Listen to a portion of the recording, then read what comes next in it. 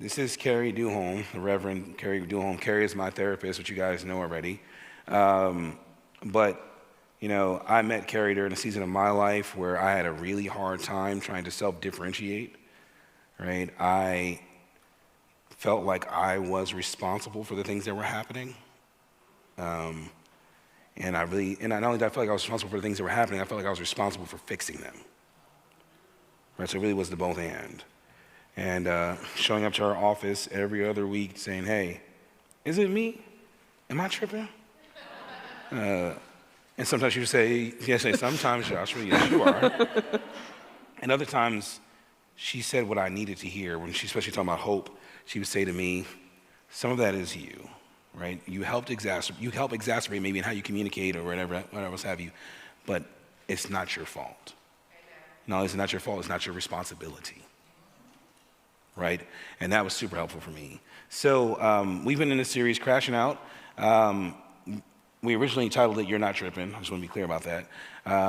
And originally titling it that, the real goal was to ensure we explored what the Bible had to say about family drama and family trauma, so that people could feel uniquely equipped for heading into the holiday season.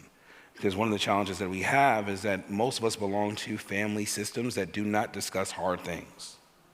And by the time we get around to discussing hard things, it's usually time to fight, right? It feels like fight or flight. We really have to defend ourselves. It feels like survival, right? And so we wanted to make sure that at least here in the house of the Lord, where there is safety and hopefully, we had an opportunity to discuss some of those things, because in church we don't always discuss them.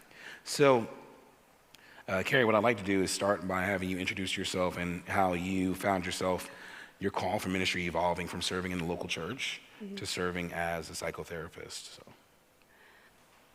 Yes. So I was called into ministry when I was in college. I started college thinking I was going to be an accountant, and I was impressively bad at it when I got to college, and I hated it. So with all due respect for people who can do that sort of work, I needed something where you don't have to have all the answers right the first time. So then received a call, which I was really grateful for, went to the University of Chicago, and was ordained when I was 24, started serving as an associate pastor in the city of Chicago, was there for a couple of years, then served as a senior solo pastor at a disciples church in the western suburbs, where I got to experience in real time about conflict and reconciliation and hope and hardship and all of that. When I was in my second call, I was married and we had one biological son, and we had always, my husband and I, Ben, had always wanted to be adoptive and foster parents. Ben's grandpa was a foster child and then adopted, and so we became foster parents to a little girl named Emma, who was 14 months younger than our son, which was just chaos in the best, most glorious way. And Emma lived with us for a little bit over 2 years, and that coincided with just the natural ending of my call. I had been there for almost 6 years, and we had done some really amazing things that I was very proud of, but it had not, in the way of very small churches, sometimes it can be hard to keep yourself going. And I thought, well, why don't I just go take a class? And so I applied to take what I thought was going to be a class at Loyola University in Chicago. And then I thought, well, why don't I take a couple more classes? And some things changed with my husband's call. Now he's a senior pastor in University Park. And Big money. Sorry. Oh yeah, pastors make a lot of money. Big money. So it came to pass that we needed to stay in Chicago, but I also needed to leave my call. And so we needed to stay in Chicago for Emma because we didn't want her to have to go to another house until she was ready to go home to her mom, which is where she's now. And she's doing fantastic. Really well. We're very happy. That makes me happy every time I think about it. Anyway, So I thought I'll take one class, I thought I'll take 2 classes, and then I left my call because it was time for them and for me. And I thought, okay, well, I guess I'll just keep going in this program. And I was pregnant with our second child. I know how it all worked. And then I had our third child during my 3rd year of my master's program. Gave birth to her 4 weeks before I graduated, which was actually fantastic timing, because then I got to take maternity leave before I went back to work, which is how maternity leave works, but I actually got to take a proper one instead of the 5 weeks I took with my first baby. So I would say, how did I get into pastoral counseling? The short version is I fell into it backwards, and pastoral counseling had always been one of the things I really enjoyed about being a local church pastor, because so many people come to the pastor with the first stop. And when they're in distress, or when something has happened in their family, when they need advice or a referral, and I really appreciated being more equipped than I had been through my one class in divinity school out of 60 credit hours to do that work. And so when I was licensed, I thought, well, I'll do this for a little while and go back into the church, and it's been 10 years. So this is where God has called me at this time. So. All right, thank you for answering that. I just need to clarify something. You did 2 3-year master's programs? Yeah. But the second one, I got a couple classes off because I had done the first one. So. All right, so those of you who do not know, Master of Divinity is a 3-year master's program. So it still took 3 years, even though you got a couple classes. The Master's of Pastoral Counseling is a 3-year program. So Masters of Social Works are 2. Okay. All right, I'm with you. So Kerry loves school. I do like school. Jinx. Anyway, so in this series, our sort of refrain has been, what's been passed down doesn't have to be passed on. Mm-hmm. That's been our refrain. And so we sent you some questions to hopefully get you prepared, but then we got more questions during worship today because your sermon was so inviting in helping people really engage meaningfully in this idea of reconciliation, but isolation, all the themes that were with the man called Legion. Although you didn't talk about schizophrenia or multiple personality disorder, I'm intrigued. We don't talk about it today. I'm just intrigued. So one of the first questions I think we wanted to pose to you was, what's the difference between normal family conflict and a generational pattern that starts to shape someone's identity or behavior? Okay. So let's talk about a healthy generational pattern first.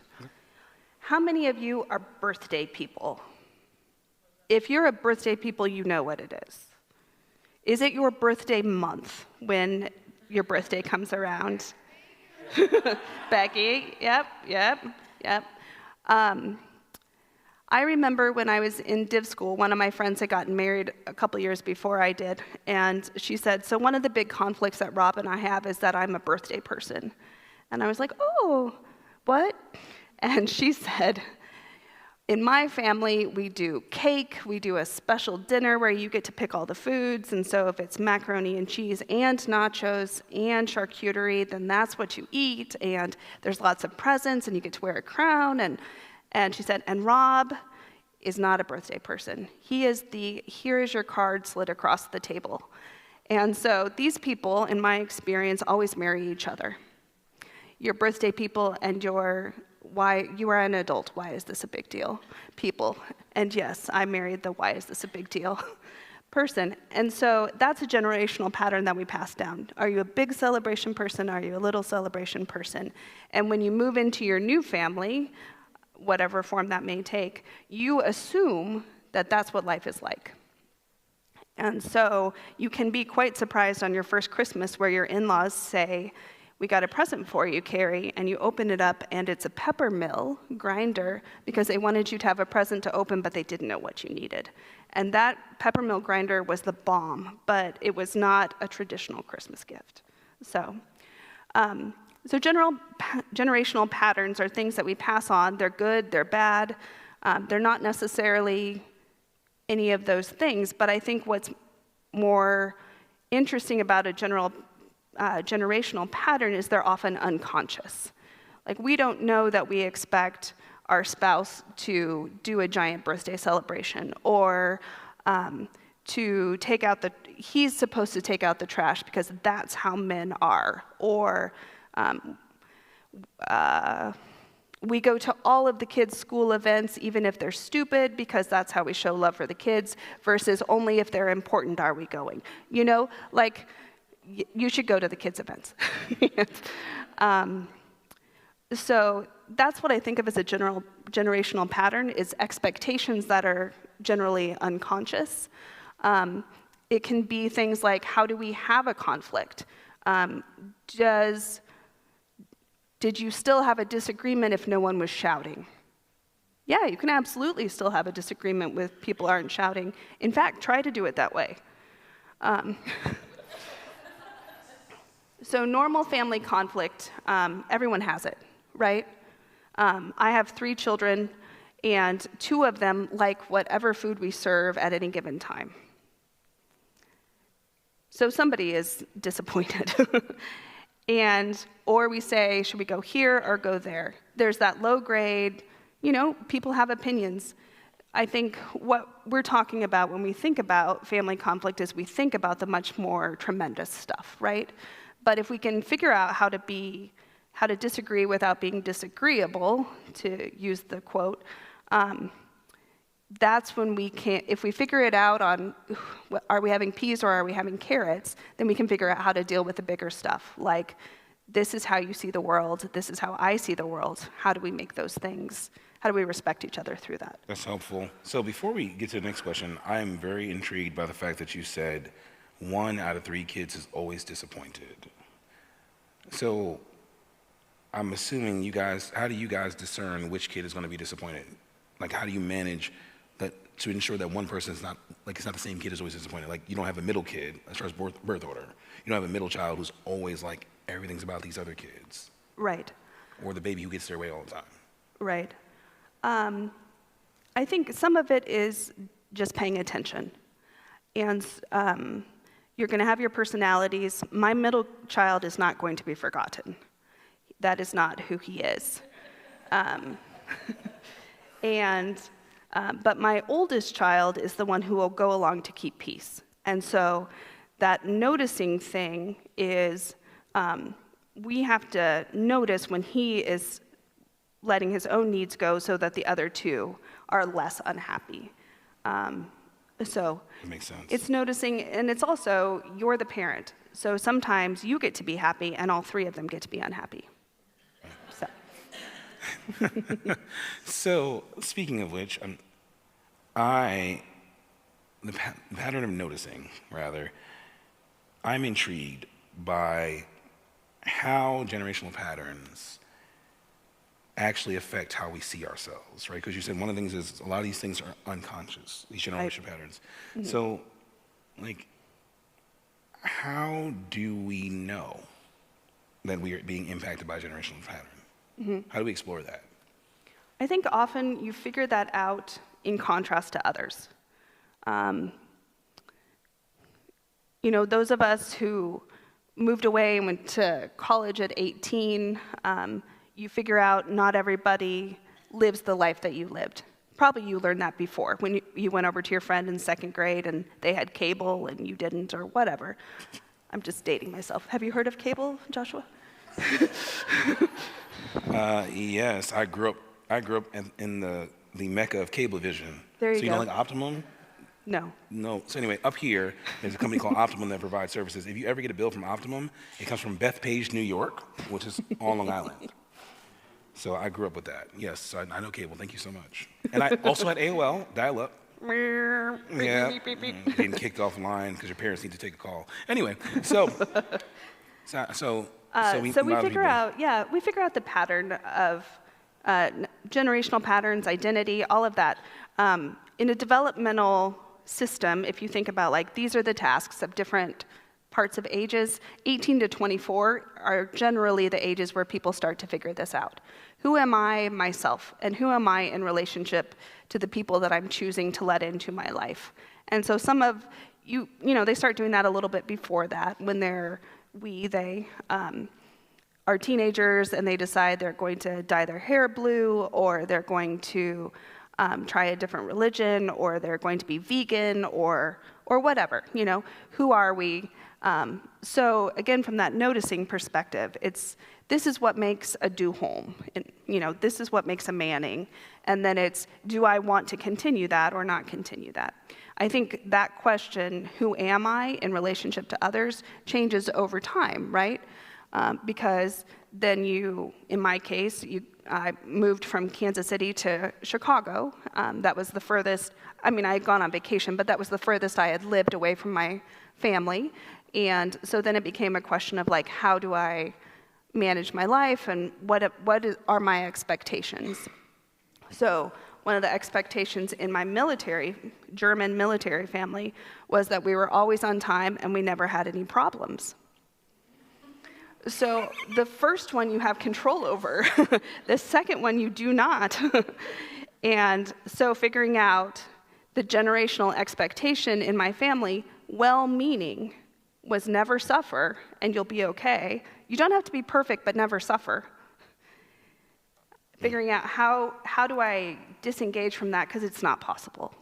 It's just not possible. And so with really good intentions, my parents passed along this pattern of expectation that at all times I would be fine.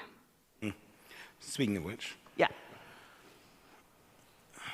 Are you familiar with Mark Wolyn's book, It Didn't Start With You? I've heard of it. Okay, great.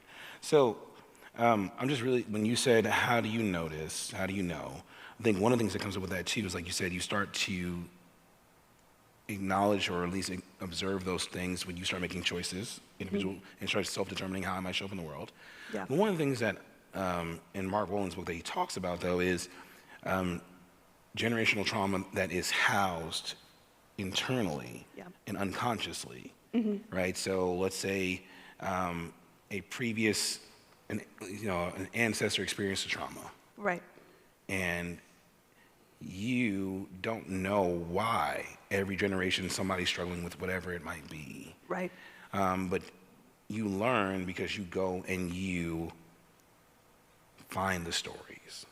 So one of the things I'm curious about is when you start self-determining and you recognize that you have questions about why we always acted as if, we don't have problems, right? Or you don't suffer, right?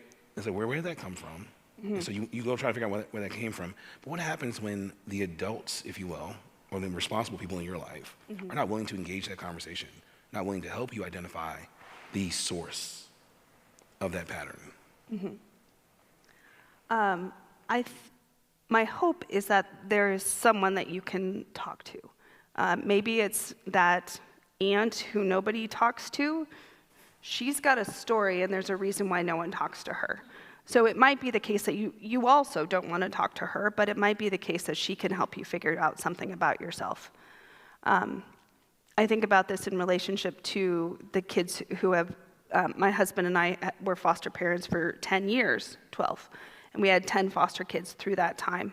And some of them will just have huge holes in their story that no one will be able to fill.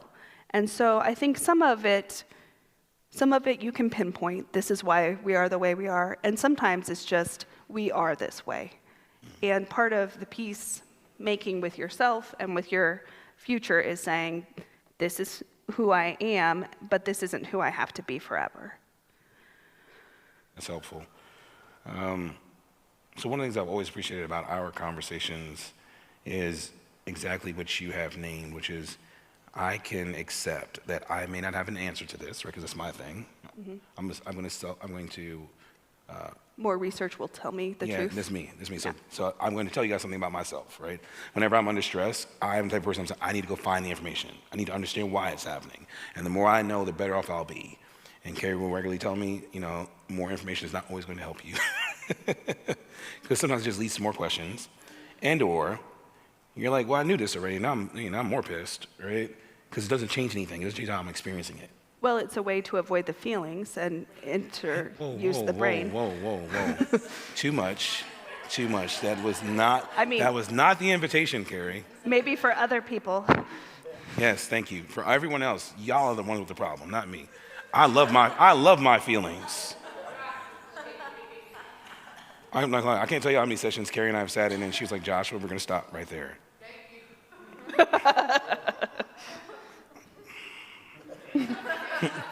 And I'm like, And she's like, do you need a tissue? And I'm like, I don't say, do you need a tissue? You just point out, you just say, it's right there. It's also, I want y'all to know, it's also the same person that told me, like, reminded me, I was like, I'm in my early 30s. She's like, no, you're in your mid-30s now. And I was like, all right. So anyway, hello, somebody. So one of the things that I think is important to name everything that you're saying is, it's almost as if part of cycle breaking is acceptance. Yeah. Right? So can you talk to us a little bit more about that? What other practical steps might we take in breaking cycles? Yeah. So I think what sprang to mind is the truth that two things can be true about the same event or circumstance or experience. My parents were wonderful parents, and also there are ways in which they were not sufficient. And that is true for so many of us who are parents, right? I strive to be a good parent, but there are ways in which I am not sufficient. Their father is going to need to handle all the sportsing. I don't know what that is.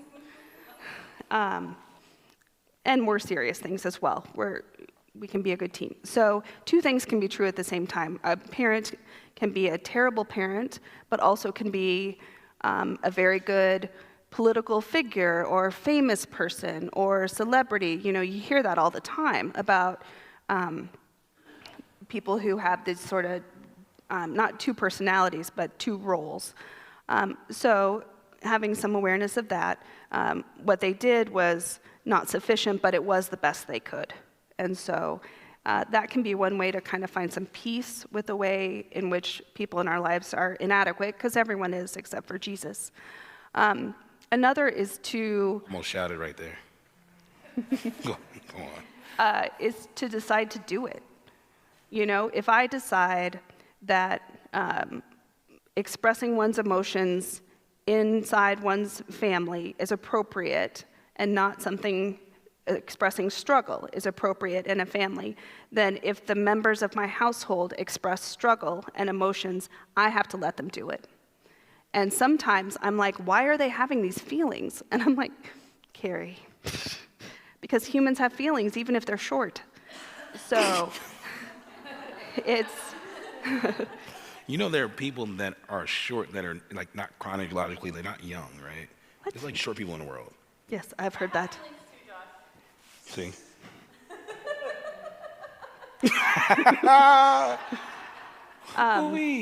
It's also, so it's awareness of what is the cycle, and then it's deciding, are you going to engage with it? You know, if it is a cycle that you're part of that has done you tremendous harm, then sometimes the best way to deal with it is to have strong boundaries and containment. So my situation is different. I was very fortunate, but for some of my foster kids, the best relationship they could have with their parents would have been very, very limited. And with supervision, even as adults, I would have said, go with a friend who can support you if you're going to meet with your mom over the weekend, that sort of thing.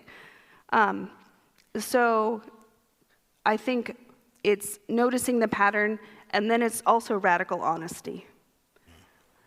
Sometimes people are not going to be able to change just because we want them to. And sometimes the people who are not going to be able to change are us. Until we're ready, because people heal when they're ready. And so awareness is your first step. This is a question later. Awareness is your first step. Acceptance, and then living into it. You know, we heal in layers like an onion, and it takes time. Sure. So, I mean, you know, we can skip around here a little bit. I'm interested in what you said about containment, right? and recognizing that there's some relationships that we should have limited exposure to, Right. or some folks in our lives we should have limited exposure to. Right. And so let's just start with, if you're in a family system and you're a young person, because I know many of us have teenagers, or teenagers that we love, young people that we love in our lives. How would a young person practice containment, and how would we as trusted adults in their lives not overstep in assisting their containment? Are we, as the adults in their lives, the problem or not? Well, I'm just saying, if we're third party adults, we're not in their local family system, right? We're not in their household. Okay. Right? So some of us are educators, some of us are counselors, right? Yeah. Right? So Aunt, uncle. yeah, those things. Grandparent. I don't think grandparents care about boundaries. No. Go on. They don't know what they are. Okay, so the question is, how do we help teenagers with the containment? And then what is our role in helping them with that? Okay. So I think that this is a wonderful gift that you can give someone, is the idea of containment. Because containing something is different than stuffing it. If you're going to put something into a container, like a hard experience or a question you're discerning on that may not be a bad thing, it's just something pretty overwhelming, and you put it in a container and then you just take it out when you're ready to deal with it. You make an appointment with your feelings, and every day at noon you spend 15 minutes thinking about how sad you are because you've suffered a loss, or how angry you are because work is not going well, or confusion over a relationship. Make an appointment with your feelings, let it out for 15 minutes, or up to 30, but 15 is really like clinically the best quantity if you're not with your therapist in the moment. And then close up your container and put it away. Don't think about it all day. Don't be overwhelmed by it all day. Don't let it ruin everything all day. And that's the difference between stuffing, which is the idea comes up, I'm feeling sad, I'm feeling angry, I'm feeling confused, and you're like, nope, I'm just going to read another article about it. Whoa. And Don't look in my direction. Or I'm just going to use my, curiosity killer, which is what my husband calls our phones, and or I'm just going to, numb out in some way. That's stuffing. Containment is an intentional choice to handle things in the right time and the right place. And so if containment, let's just take Thanksgiving. If you are going to be around some folks, and we're all over 18, I'm guessing here, I'm just making some assumptions about some of you.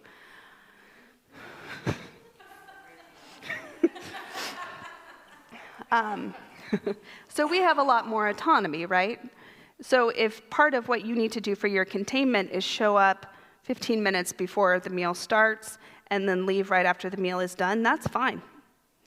If it looks like everyone in the family drives their own car so anyone can leave when they need to, that's fine. Those are examples of containment. It's having the power to say yes and to say no. That's going to be different for teenagers, especially who can't drive, or, that's more complicated. I think one of the best things we can do for teenagers is ask them how they're doing, and you ask them how they're doing, and they'll say they're fine, or they'll just shrug, and then you just stare at them until they tell you more things. I feel like you do that to me. You didn't look over here, but I feel like you do that to me. You're just like, so how are you feeling, Joshua? And I just He's fine. I was like, I'm all right. And then she just stares. And then I'll say more words. But I think that, like I said, while we're talking about teenagers, I think that's for all of us, right? Like those ideas, like, hey, sitting with our feelings, and just saying, like, okay, yeah, like, so what do you think? So how does that make you feel? It's like, I don't have feelings about it. It's like, I'm sure you do, right? I think like giving people permission to connect to those things, like you said, within contained space is helpful. I think with teenagers as well, do your best to ask questions that are not yes or no. You doing okay? Yes. How are you doing? You might still get okay, but then you can build off that. And also, Do your very best not to talk more than they talk. That's the hard part because we are so much smarter than them and we know everything. No. No. I was a teenager. I was smarter than the adults. And I'm not Yes. gonna lie, even in my early 30s, I'm still smarter than most of the adults. So I don't know what you're talking about. Another strategy for teenagers when you need to have a conversation that you think they might find challenging is to do it in the car or to do it while you're on a walk or somehow parallel to them, not facing them. It's less confrontational, and then they don't have to make eye contact or avoid eye contact. The car is good, especially if you lock the door before you start. You never met Jace. Jace is 3, but he'll open that door and roll out. I'm pretty sure he's the type of kid that would do that as a teenager, but yeah. No, so I think that's very, very helpful, right? As trusted adults in their lives, equipping them, right, with language or opportunity, inviting them into opportunities to express those feelings and thoughts, but without trying to become fixers. Yeah, yeah. Right. I think a question, what are your options, is a great question for teenagers. Okay.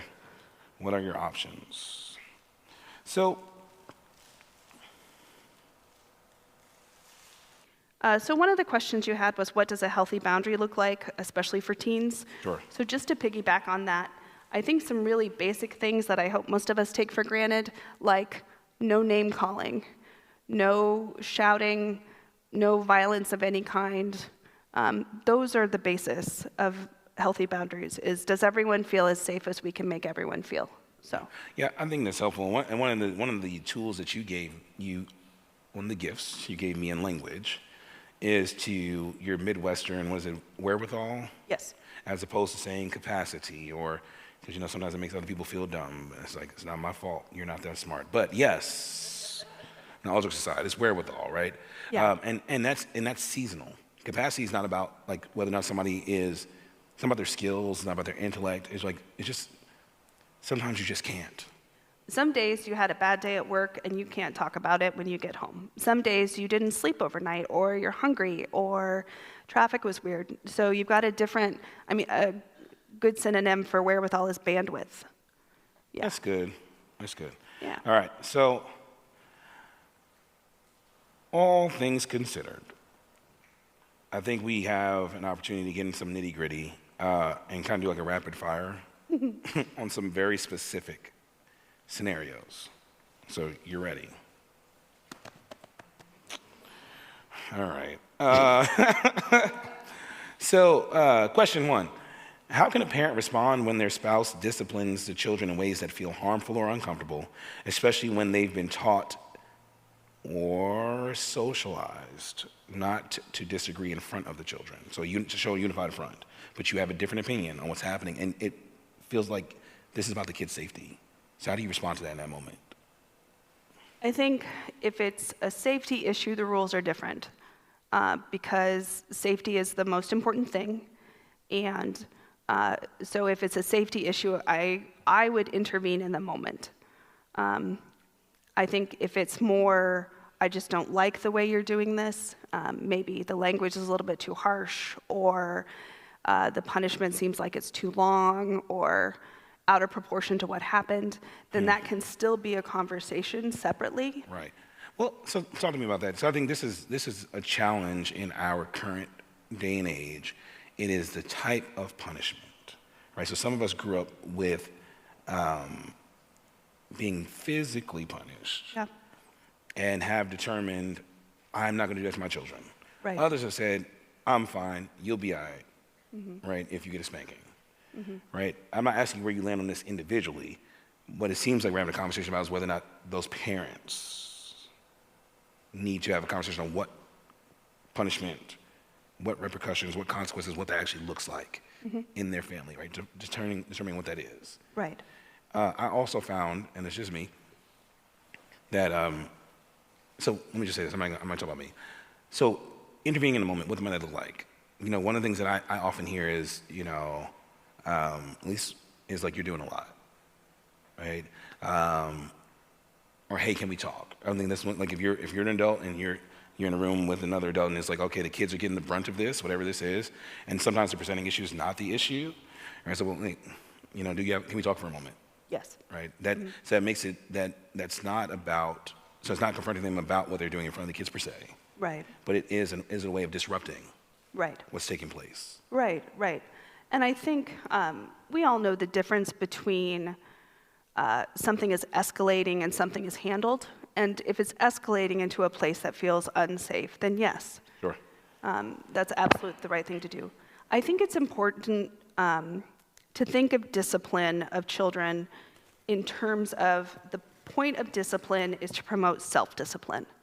So the reason that we don't let our 2-year-old hit our 1-year-old across the face, my kids are older than that, but at the time, was because they need to learn not to do that for their own sake. Sure. So do you let them fight? Like, what's it? I let them wrestle. I'm say fight. I'm saying, so like the one, so let's just talk about that. In that interaction, the older kid, let's say, hits, assaults the younger kid, and the younger kid says, all right, well, I'm gonna pinch you too, right? So you let that go on and contain it, right? So there's an exchange. The older kid learns, hey, you call somebody, your younger sibling harm. The younger kid says, all right, I learned how to respond to experience that. But what's the lesson in that? I'm sorry I interrupted you before you got to it, but what's the lesson there? As far as self-discipline. As far as self-discipline, I don't think there's a lesson there. That's just siblings being siblings. All right. I think as long as nobody gets seriously hurt, and as long as it's not a bullying thing with a much bigger kid and a much smaller kid, then, burn off the steam, and once they're done, they can do some chores if they have that much energy. See what I did there? Since you got so much energy, you see them leaves out there? That's good. I like that one. But I think, if it's the child is shouting at you and being inappropriate, and this is for a younger child, I'm just imagining like a 5-year-old, then part of what you're trying to do is teach them self-discipline and ways to calm down before they get offensive. So that they have control over themselves. It's not as important what they're doing to you as what they're learning about themselves. So let's continue that frame of thought. The presenting issue is not the issue, but kids are impacted by the adult's ability to self-regulate, self-discipline, blah, blah, blah, blah. Yeah. Right? Or just disagreements about what consequences are. But in the same thought, or same frame of thought, what if that behavior or the way they show up, let's say they're, how did you phrase this already? You framed it as inadequacy, right? Their inadequacy as a parent or a trusted adult in general is actually daily impacted by their personal or private struggle, let's just say alcoholism or any addiction. How do you engage in that is it appropriate to engage in that in a way where now young children or teenagers are aware of the substance abuse or addiction? I think when an important adult is going through something in their life, then children should be told a developmentally appropriate amount of information. So let's take grief, for example, instead, if that's okay. Sure. And then I'll come back to addiction. So when someone, say, loses a parent, when a parent loses their own parent, they're going to probably be sad and also have a mix of feelings. And it's appropriate to tell a 4-year-old, Mommy is sad because of Grandma, and I just need a little bit of time to you tell them what's going on, that it's not about them, and what you need. So you need a little bit of extra time to lay down in your room, or you need to, it's okay that you're crying, it's about Grandma. And so you don't want them to worry about you, but you do want them to develop empathy, right? Because it's a lifelong relationship with children and parents. And so with a 16-year-old, you can say, my parent was a complicated parent. This is not my experience, but just generally. My parent was a complicated parent, and I'm feeling sad not only for what happened, but for what didn't happen. And I know that you had your experience with Grandma, and she was a great grandma for you. But this is, I'm feeling sad and pretty tired. Grief is tiring work. That's enough to say to a teenager too, right? They don't need to enter into your experience, but they should be given like a window to see a little bit of what's going on. And again, with the idea of this is not your fault, right? Like a stage of grief that most people don't anticipate is the anger stage. And that can really manifest itself inside a household, of course. And so being able to say, I know I'm irritable, but it's not because of anything anyone's doing. It's just because I miss grandma. So when it comes to addiction, including alcoholism, I think it has to be done, I think, speaking in generalities, speaking very brief things that people need to know. So, you know, Aunt Wanda, no one's named Wanda here, right? No, not that I know. Okay. Aunt Wanda is having some problems, and so we're just giving her a little bit of extra space, and we're hoping that she'll feel better soon, right? If we treat addiction as an illness, which is appropriate, then we just treat it like an illness when we talk about the kids. She's not feeling like herself. She's having some trouble. That sort of thing is appropriate at all levels. Yeah, and so, I mean, If it's a parent, sorry. No, I was just going to talk about praying, but go on and say it about the parent. I'll talk concrete and you'll talk prayer. You are also a clergy person, but yes. If it's a parent, it might need to be more about what you talk with the kids about, might be more about how we're going to handle it. You know, they're going to be gone for a couple of days, but I'll be here and everything will be the same, or that sort of thing. And again, like developmentally appropriate, limited information. As they get older, they can learn more. If you think there's going to be a family history of this that you want to help them head off, then yeah, as they get to be a teenager, you're going to want to talk about it in appropriate ways. Right, and I would assume the same thing is true for mental health. Absolutely, absolutely. And what's really terrific about the young people now, the kids these days, is they know so much more about mental health. They're learning about it in school at a very young age, all the way through. They're learning a lot of garbage thanks to some of the social media, so there's a lot of corrective work to be done out there by responsible adults. It's true. It is. But 80% of the kids who come to me in my capacity as a therapist have asked their parents to send them to me. Can I please see a therapist? That wasn't happening 10 years ago. The parents thought there was a problem and would bring them into me. Either way is fine. However you get to the office is fine. But the kids are more equipped. And so into that world, I think you can talk to them and say, you know, anxiety has been something I've struggled with. And if you find yourself struggling with it, I can talk to you about it, and I'm happy to do that anytime. That can be the whole conversation until they come and talk to you. Right. Okay. So,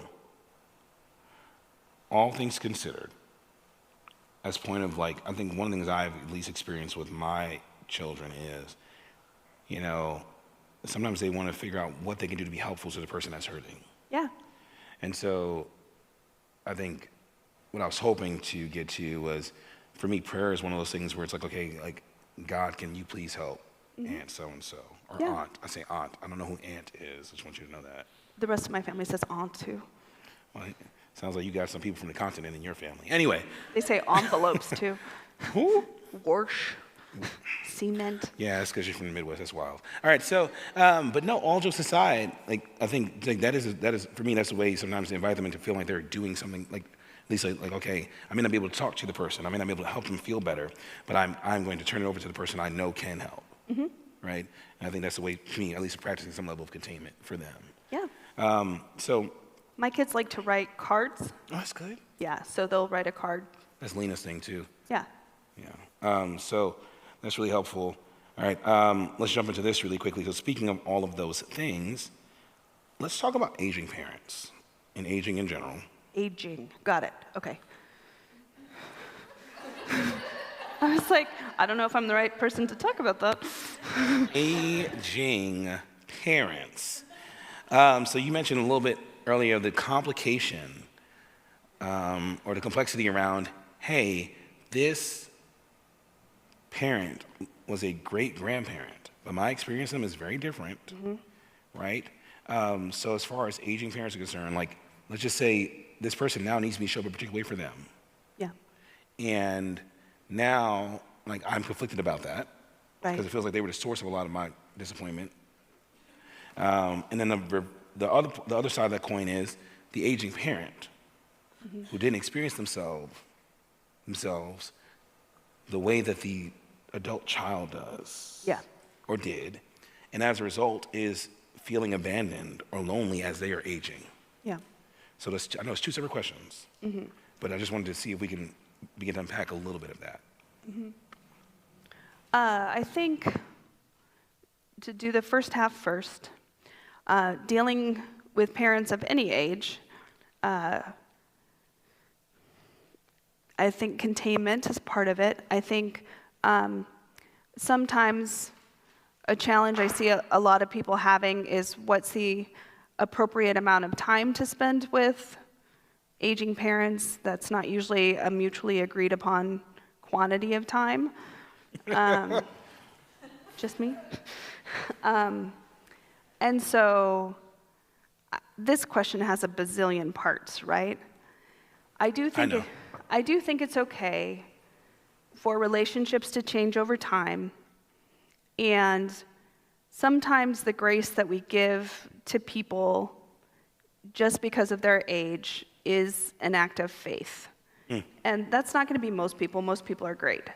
But there are some people who have parents for whom a relationship with their parents is only a duty, and that's okay. And part of what that relationship, of what that adult, the child, needs is to find some self-compassion for saying, this person is just a duty to me, and I'm going to execute that duty with respect and kindness and compassion. It is not unlikely that at some point in time, many relationships will become directed one way, not both ways. And that's okay. So it's okay to carry out a duty. I hope so. You grew up in a military family, like you said, so the sense of duty is I'm intrigued by the language, not because of your own history, but just the idea that, okay, like, this needs to happen as far as care is concerned, right? I have an aging parent who needs to get to an appointment. Right. Instead of arguing with the fact that my siblings are not making themselves available to Right. do that, right? I would love to share the responsibility of that, right? But also, like, it just needs to happen. And it needing to happen is not the same as, like you said, me doing something for this person they never done for me. Right. Like they're getting over on me, like those sorts of things. It really is okay. It's like but it's an act of faith. I really do appreciate that language, right? That it is an act of faith, because you're not actually anticipating that you're going to get something in return for that. Right. And in relationships where there has been abuse, that's a totally different situation. So say more about that. Can I say more about that in a second? Sorry, my bad. But in relationships that are normal, I think, oh great, now I forgot, Joshua. As I age in this moment. I think a fair question to ask yourself is, would I do this for someone else? If this person wasn't my mother or my father or my grandparent, would I still, if my neighbor called and asked me to take them to the doctor or to Walgreens, would I do it? If the answer is yes, then you can still do it for your parent. You see? Okay, so in situations of abuse, I think you have the right at any age to not be in relationship with that person anymore. Short answer. Okay. I'm glad you remembered that one. Okay. All right. So as we're kind of wrapping up on time a little bit, I think one of the reasons we did this series was in preparation for the holidays, right? Recognizing as people are going, because many of us do feel obligated, right, Yeah. to spend time with our family of origin, even though we know it's going to be emotionally charged for everyone involved, and that there's probably going to be more conflict than there is resolution. Yeah. Right? And as a result of all of those things, we still often show up. So how can those of us who are still learning how to establish boundaries, or let's say adhere to our own boundaries, Yeah. and or to practice containment, how can we navigate some of that holiday conflict or holiday tension? I think go into the holiday the best version of yourself that you have control over being. So make sure you're well hydrated, well fed, appropriately caffeinated. You've slept. Appropriate's different for each of us. You've filled yourself up with goodness from people who you know, love, and care about you, so that you're just going in as the best you can. And also, give yourself as much space to be done with it when you're done with it. Sure. I think also have a plan for what you're going to do after the holiday if you know that it's probably going to be spicy. So have a Friendsgiving afterwards, or go to the movies, or take the dogs for a long walk, right? So fill yourself up before you go, fill yourself back up once you've gone, and also just have reasonable expectations. You know, Uncle so-and-so is going to say something that's not okay. That's just who Uncle so-and-so is, and we're just going to keep moving, you know. As long as it's not harmful, then we just keep it moving. That's an overly simplified answer, and I'm happy to talk with you more specifically, but, you know, it's a moment in time, and we can survive almost anything. Right. That's a moment in time. Sure. So I think that what you said is really important, right? It's filling yourself up before you go, and filling yourself up. It's almost like a battery, right? Yes. So you know, you charge it before you utilize it. You recharge it after you utilize it. So I think that's a very helpful reminder.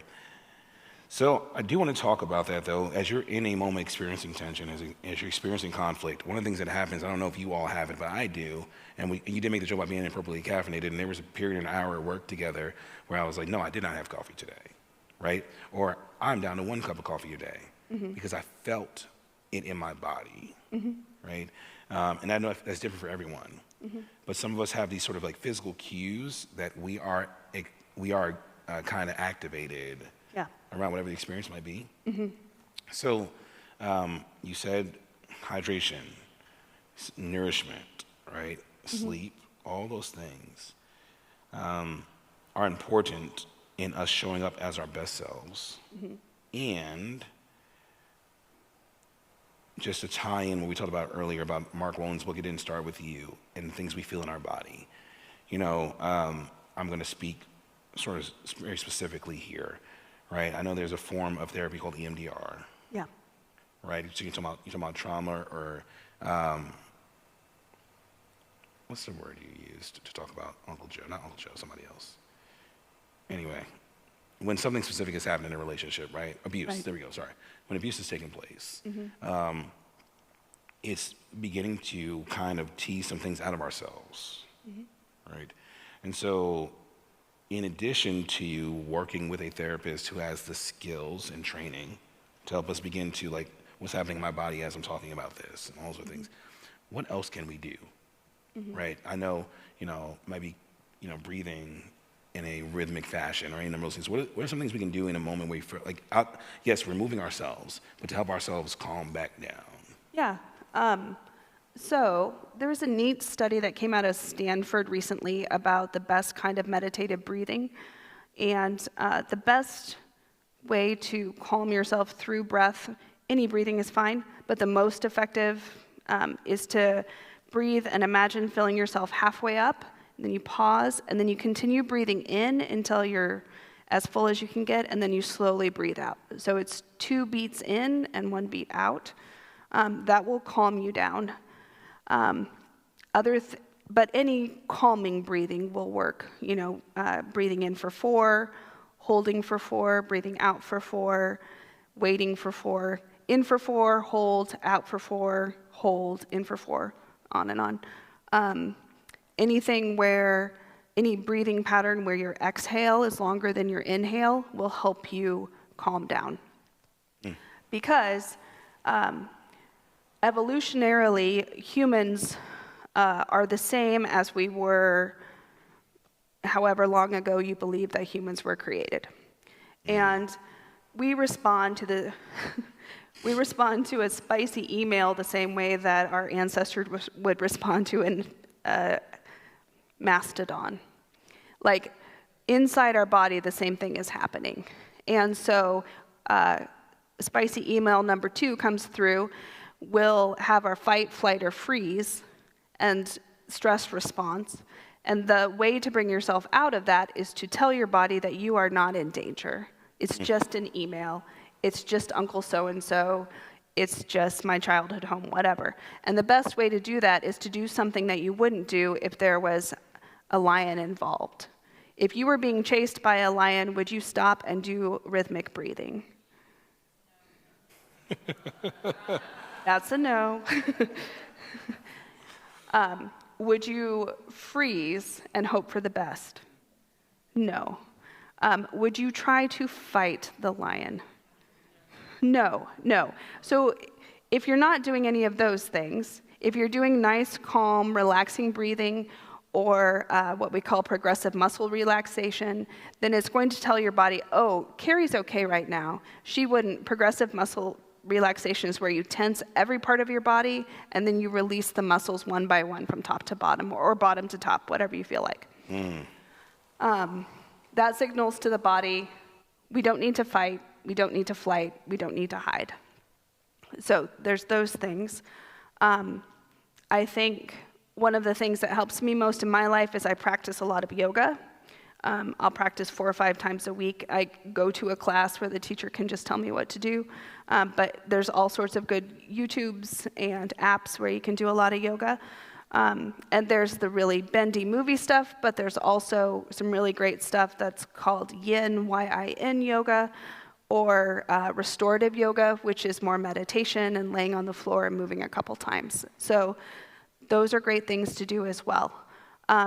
If you're in more of a panic and you need something right away, pouring cold water on the inside of your wrist or putting an ice cube on the inside of your wrist will calm you down too. So literally putting ice in your veins, kind of. On top of your veins. Ice on your veins. So I'm not gonna lie, you almost threw me for a little bit. He was like pouring, and I was like, oh, that sounds like a response that some of us have to things. But no, I really do want to thank you for your time here today. And before we close our conversation, I just wanted to ensure that you had space to share anything else that you felt like, I would like to speak to this, didn't get a chance to speak to this, or this has been on my mind to share to this group. Okay. Take your time. You're not in danger. You're not in danger. I think one of the things I wish more people did was trust themselves, that when they think, maybe I'm going through something, maybe this is significant, maybe this is more than I have to handle on my own, I wish they would trust themselves and get support, whether that looks like professional support like me, whether it's coming to your pastor, whether it's going to a support group like Al-Anon or AA or any of the other A groups. Just trust yourself that you don't have to win the "this is the worst thing that's ever happened to anyone" Olympics in order to be deserving of attention and support, care and support. So. That's helpful. Cool. So thank you once again. Let's give Kerry a hand.